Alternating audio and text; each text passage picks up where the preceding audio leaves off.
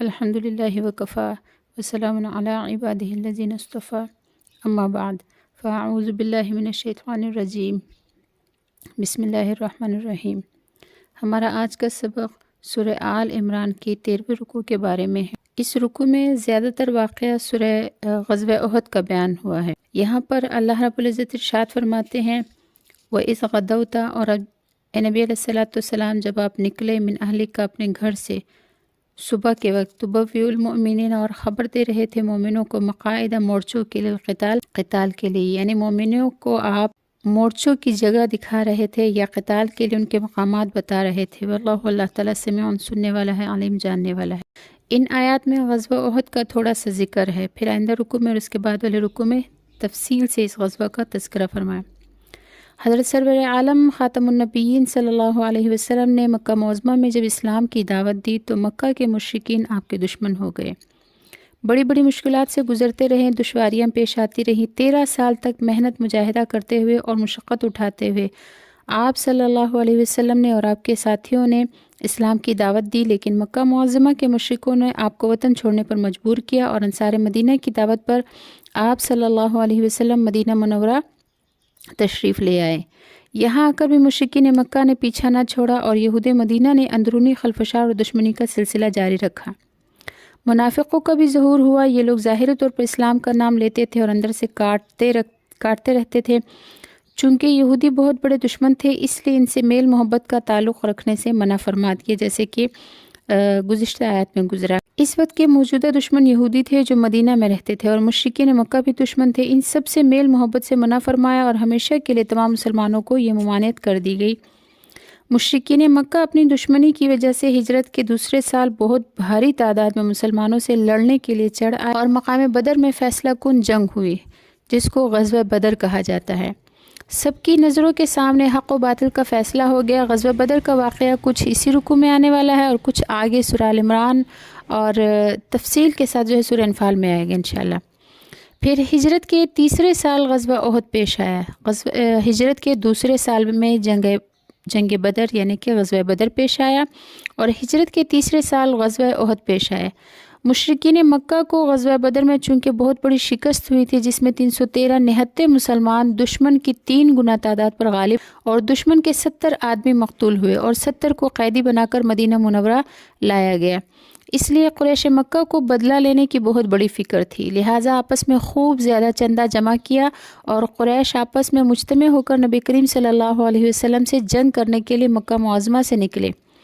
قریش مکہ اپنے اموال اور افواج اور سپاہ کو لے کر مدینہ منورہ پہنچے تو احد پہاڑ کے قریب پڑاؤ ڈال۔ نبی کریم صلی اللہ علیہ وسلم نے حضرات صحابہ سے مشورہ کیا۔ آپ کی رائے یہ تھی کہ مدینہ میں رہ کر ہی مقابلہ کیا جائے، باہر نہ نکلے، لیکن وہ مسلمان جو گزشتہ سال غزوہ بدر میں شریک نہ ہو سکے تھے، انہوں نے کہا کہ یا رسول اللہ، ہم شہر سے باہر نکلیں گے اور احد جا کر ہی ان سے لڑیں گے۔ ان حضرات کا اندازہ تھا کہ جس طرح مسلمان گزشتہ سال بدر میں دشمن کے مقابلہ میں فتح یاب ہو چکے ہیں، اس مرتبہ میں انشاءاللہ تعالیٰ ضرور غالب ہو۔ یہ حضرات برابر اصرار کرتے رہے حتیٰ کہ نبی کریم صلی اللہ علیہ وسلم کو باہر نکلنے پر آمادہ کر لیا۔ نبی کریم صلی اللہ علیہ وسلم نے تیاری فرما لی، ذرہ پہن لی اور خود جو لوہے کی ایک ٹوپی ہوتی ہے وہ اوڑھ لی۔ آپ صلی اللہ علیہ وسلم مشورہ کی وجہ سے آمادہ تو ہو گئے، لیکن ہتھیار پہننے سے پہلے آپ نے فرما دیا تھا کہ میں نے خواب میں دیکھا ہے کہ میں ایک مضبوط زرہ کے اندر ہوں، جس کی تعبیر میں نے یہ دی ہے کہ اس سے مدینہ منورہ مراد ہے، اور میں نے ایک خواب میں دیکھا ہے کہ میری تلوار کچھ کند ہو گئی، اس کی تعبیر میں نے یہ دی کہ تمہارے اندر کچھ شکستگی ہوگی، اور میں نے یہ بھی خواب دیکھا ہے کہ ایک بیل کو ذبح کیا جا رہا ہے اور وہ بھاگ رہا ہے۔ مطلب اس خواب کے بیان کرنے کا یہ تھا کہ مدینہ منورہ ہی کے اندر رہنا چاہیے، اور یہ کہ جنگ ہونے کی صورت میں مسلمانوں میں شکستگی ہوگی۔ بعد میں بعض لوگوں نے مشورہ دیا کہ ہماری تاریخ یہ ہے کہ جب کبھی اندر رہتے ہوئے ہم جنگ لڑتے ہیں تو ہم کامیاب ہوئے ہیں، اور جب کبھی باہر نکل کر جنگ کی ہے تو دشمن فتح یاب ہوا ہے، لہٰذا رائے یہ ہے کہ مدینہ منورہ کے اندر ہی رہیں، باہر نہ نکلے۔ جن حضرات نے خوب جماعوں کے ساتھ باہر نکلنے کا مشورہ دیا تھا، بعد میں ان کو بھی ندامت ہوئی۔ جب آپ صلی اللہ علیہ وسلم کی خدمت میں دوسرا مشورہ پیش کیا اور عرض کیا کہ آپ کی جیسی رائے ہو آپ اسی پر عمل فرمائے، تو آپ علیہ السلام نے فرمایا کسی نبی کے لیے یہ درست نہیں ہے کہ سامان جنگ سے آراستہ ہو جائے اور دشمن کی طرف نکلنے کا حکم دے دے، تو وہ قتال کیے بغیر واپس ہو۔ میں نے تم کو پہلے اس امر کی دعوت دی تھی کہ مدینہ ہی میں رہے، لیکن تم لوگوں نے نہیں مانا، پس اب اللہ کا تقوی اختیار کرو اور دشمن سے مٹ بھیڑ ہو جائے تو جماعوں کے ساتھ جنگ کرنا، اور اللہ نے جو حکم دیا ہے اس پر عمل کرو۔ اس کے بعد نبی کریم صلی اللہ علیہ وسلم مسلمانوں کو لے کر احد کی تشریف لے چلے۔ اس وقت آپ کے ساتھ 1000 کی نفری تھی اور دشمن کی تعداد 3000 تھی۔ احد جاتے ہوئے نبی کریم صلی اللہ علیہ وسلم نے ایک جگہ قیام کیا تو رئیس المنافقین عبداللہ بن ابی بن سلول نے 300 آدمیوں کو لے کر وہ واپس چلا گیا، لہٰذا مسلمانوں کی تعداد 700 رہ گئی۔ عبداللہ بن ابی جب اپنے ساتھیوں کے ساتھ واپس ہو گیا تو انصار کے 2 قبیلے بنی سلمہ اور بنی حارثہ کی نیت بھی ڈاواڈول ہو گئی اور ان کے اندر بھی بزدلی کی۔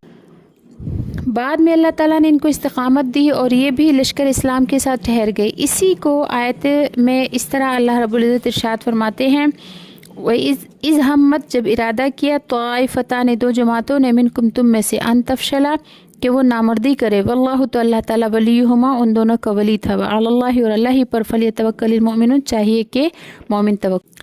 پھر حضرت سرور دو عالم صلی اللہ علیہ وسلم احد کے دامن میں پہنچ گئے اور وہاں ایک گھاٹی میں نزول فرمایا۔ آپ نے اور آپ کے لشکر نے احد کی طرف پشت کر لی تاکہ احد پیچھے رہے اور دشمن سے احد کے سامنے میدان میں قتال کیا جا سکے۔ وہی ایک پہاڑی پر 50 صحابہ کو مقرر فرمایا اور ان کا امیر حضرت عبداللہ بن جبیر رضی اللہ تعالیٰ عنہ کو بنا دیا اور ان حضرات سے فرمایا کہ تم لوگ اسی پہاڑ پر ثابت قدم رہنا، فتح ہو یا شکست تم یہاں سے مت ٹلنا۔ اگر تم یہ دیکھو کہ ہم کو پرندے بھی بوٹی بوٹی کر کے لے اڑے تب بھی اس جگہ سے نہ جانا۔ ان حضرات کا کام یہ تھا کہ دشمن کے لشکروں کو مقررہ پہاڑی سے نیزے مارتے رہیں تاکہ وہ ان کی طرف سے گزرتے ہوئے لشکر اسلام پر حملہ نہ کر دیں۔ نبی کریم صلی اللہ علیہ وسلم نے 2 زرہیں پہنے ہوئے تھے اور جھنڈا حضرت مصعب بن عمیر رضی اللہ تعالیٰ عنہ کے ہاتھ میں تھا۔ آپ صلی اللہ علیہ وسلم نے اپنے لشکر کی ترتیب دی اور ان کے ٹھکانے مقرر فرمائے۔ اسی ٹھکانوں کا جو ہے یہاں پر ذکر ہے کہ وَإِذْ غَدَوْتَ مِنْ أَهْلِكَ تُبَوِّئُ الْمُؤْمِنِينَ مَقَاعِدَ لِلْقِتَالِ۔ جب جنگ شروع ہوئی تو اللہ تعالیٰ نے مسلمانوں کی مدد فرمائی اور فتح یاب فرمایا، لیکن پھر یہ ہوا کہ جن 50 افراد کو تیر اندازی کے لیے ایک پہاڑی پر معمور فرما دیا تھا، انہوں نے جب فتح اور ظفر دیکھی تو ان میں آپس میں اختلاف ہو گئے۔ ان میں سے بعض صحابہ کرام کہنے لگے کہ اب یہاں ٹھہرنے کی ضرورت کیا ہے، اب تو ہم فتح یاب ہو ہی چکے، لہٰذا اس جگہ کو چھوڑنے میں کوئی حرج نہیں۔ اور بعض صحابہ نے فرمایا کہ جو بھی صورت ہو ہمیں جم کر رہنے کا حکم ہے۔ جماعت کے امیر حضرت عبداللہ بن جبیر رضی اللہ تعالیٰ عنہ اور ان کے کچھ ساتھی وہیں جمے رہے اور اکثر حضرات نے جگہ چھوڑ دی اور مال غنیمت جمع کرنے میں مشغول ہو گئے۔ دشمن کے پاؤں اکھڑ چکے تھے اور وہ شکست کھا کر راہ فرار اختیار کر چکا تھا، لیکن جب اس نے یہ دیکھا کہ تیر انداز پہاڑی سے اتر چکے ہیں تو پلٹ کر پھر اسی پہاڑی سے حملہ کر دیا اور جنگ شروع کر دی۔ اب صورتحال جو ہے وہ بدل گئی اور مسلمانوں کو شکست ہو گئی۔ تو یہاں پر ان آیات میں اسی واقعے کا ذکر تھا اور اسی واقعے کی طرف اللہ تعالیٰ ارشاد فرماتے ہیں۔ پھر جب مسلمانوں کو شکست ہو گئی تو مسلمان بہت زیادہ غمزدہ ہو گئے۔ اس پر اللہ رب العزت نے یہ آیت نازل فرمائی۔ اللہ تعالیٰ فرماتے ہیں وَلَقَدْ نَصَرَكُمُ اللَّهُ بِبَدْرٍ، اور تحقیق اللہ تعالیٰ نے تمہاری مدد فرمائی بدر کے وقت، وَأَنْتُمْ أَذِلَّةٌ، اور تم کمزور تھے اس وقت، فَاتَّقُوا اللَّهَ، پس ڈرتے رہو اللہ تعالیٰ سے، لَعَلَّكُمْ تَشْكُرُونَ، تاکہ تم شکر گزار ہو جاؤ۔ یعنی اگر آج اللہ نے تمہیں شکست دی ہے تو ایک وقت تھا جب تم کچھ نہیں تھے اور اللہ تعالیٰ نے تمہاری مدد کی تھی اور تمہیں غلبہ بھی دیا تھا۔ پھر آگے اللہ رب العزت ارشاد فرماتے ہیں اذ تقولوا، جب آپ فرما رہے تھے نبی علیہ الصلوۃ والسلام للمؤمنین، مومنوں سے، الن یکفیکم، کیا تمہیں یہ بات کافی نہیں ہے، ان یمدکم، کہ تمہاری مدد کرے ربکم، تمہارا رب، بثلاثۃ آلاف من الملائکۃ، 3000 فرشتوں کے ذریعے، منزلین، جو اتارے گئے ہوں، بلا کیوں نہیں، ان تصبروا، اگر تم صبر کرو، تتقوا، تقوی اختیار کرو، یاتوکم من فورہم ھذا، اور اگر یہ دشمن تم پر فوراً آ پہنچے، یمددکم ربکم بخمسۃ آلاف من الملائکۃ، تو اللہ تعالیٰ تمہاری مدد فرمائے گا 5000 فرشتوں کے ذریعے، مسومین، جن پر نشان لگے ہوئے ہوں۔ یہاں پر اللہ رب العزت ارشاد فرماتے ہیں کہ اذ تقول للمؤمنین، کہ یہ جو آپ نبی علیہ الصلوۃ والسلام آپ مسلمانوں سے فرما رہے تھے کہ اگر تم صبر کرو اور تقوی اختیار کرو تو اللہ 5000 فرشتوں کے ساتھ تمہاری مدد فرمائے گا۔ تو اس آیت میں جو فرشتوں کے نزول کے وعدے کا جو تذکرہ ہے، یہ غزوہ بدر میں فرشتے آئے تھے، انہوں نے جنگ میں بھی حصہ لیا اور مسلمانوں کو ہمتیں دلائی اور ان کو ثابت قدم رکھا۔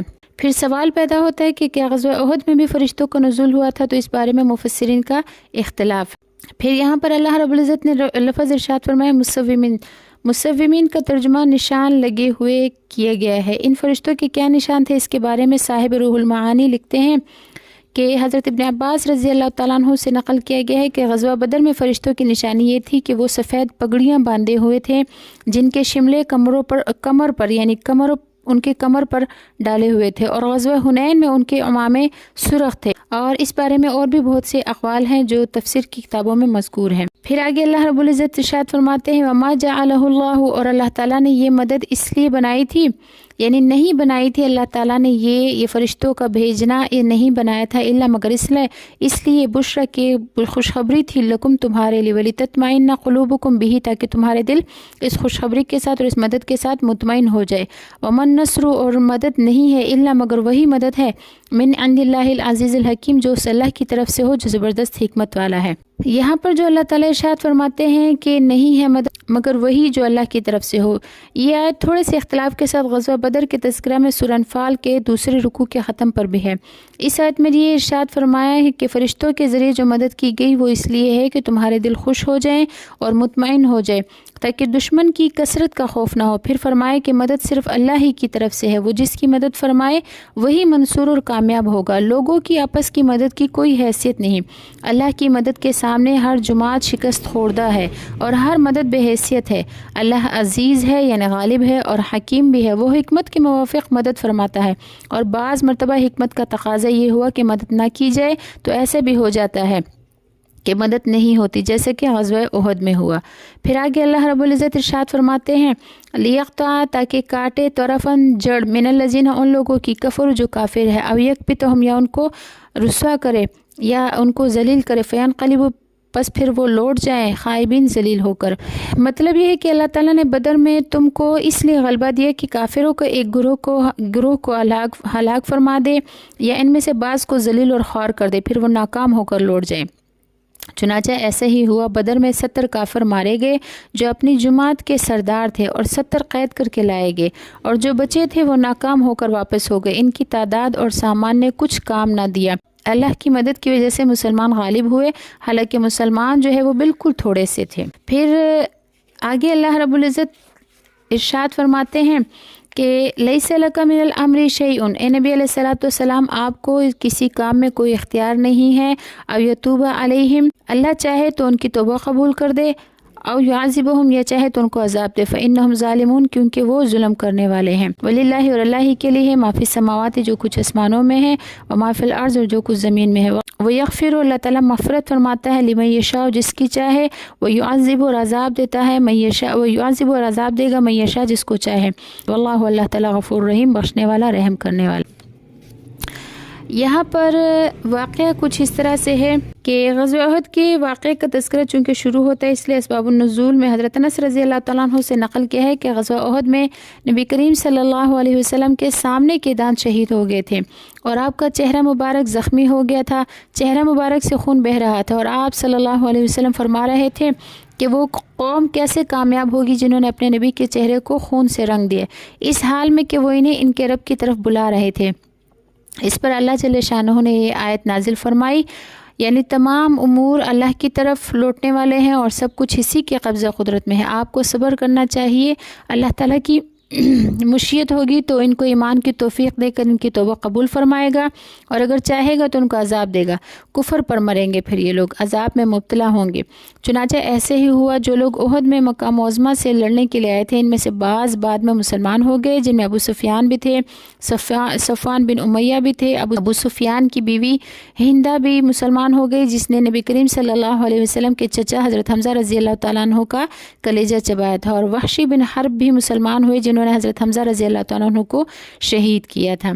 تو یہاں پر اللہ رب العزت نے یہ فرما دیا، اللہ جس کو چاہے تو اس کو ہدایت دے اور جس کو چاہے تو اس کو عذاب دے. جس کو اللہ چاہے تو اس کی اللہ تعالیٰ توبہ قبول کر لے، اور جس کو اللہ تعالیٰ چاہے تو اس کو گناہوں کی حالت میں ہی موت دے تاکہ اس کو آخرت میں عذاب دے. اور زمین اور آسمان میں جو کچھ بھی ہے یہ سب اللہ تعالیٰ کے تابع ہیں. اللہ رب العزت ہمیں توبہ کی توفیق دے اور ہماری توبہ اللہ تعالیٰ قبول فرمائے اور ایمان اور ہدایت والی زندگی اور موت نصیب فرمائے. وآخر دعوانا الحمد للہ رب العالمین. السلام علیکم ورحمۃ اللہ وبرکاتہ.